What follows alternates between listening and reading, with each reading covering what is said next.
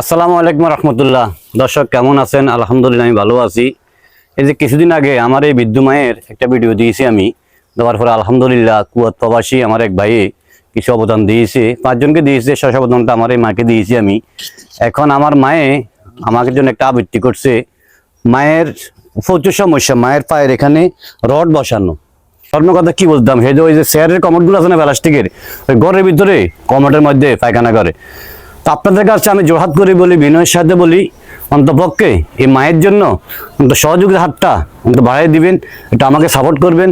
আমি মায়ের জন্য এই টয়লেটের কাজটা যেন আমি করে দিতে পারি, সম্পন্ন করে দিতে পারি।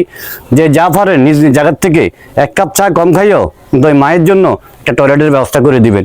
এই যে এই জায়গাটা, এই জায়গাটার মধ্যে মা টয়লেট দিবে। এই ভাঙাচোরা ঘরটার মধ্যে মা থাকে, এই ভাঙাচোরা ঘরটার মধ্যে মা থাকে, এই জায়গাটা আমি টয়লেট বসাবো। তো আমি আপনাদের সাথে বিনয়ের সাথে বলি, এই মায়ের জন্য, এই বৃদ্ধ মায়ের জন্য অন্তত একটা টয়লেটের ব্যবস্থা আপনারা করে দিবেন। আপনাদের কাছে এটাই আমি আশাবাদী, আশা করি ইনশাল্লাহ ভাই আপনারা চাইলে কি না করতে পারেন, আপনারা পারবেন। এই মায়ের জন্য একটা টয়লেটের ব্যবস্থা করবেন। আমার যেন আপনি কিছু বলেন ওনাদেরকে। আরো টয়লেটের বাবা, আমি কত কষ্টে বাহারে ঘরে যাই, একটু টয়লেট দিলে আমি আল্লাহর কাছে দোয়া করি।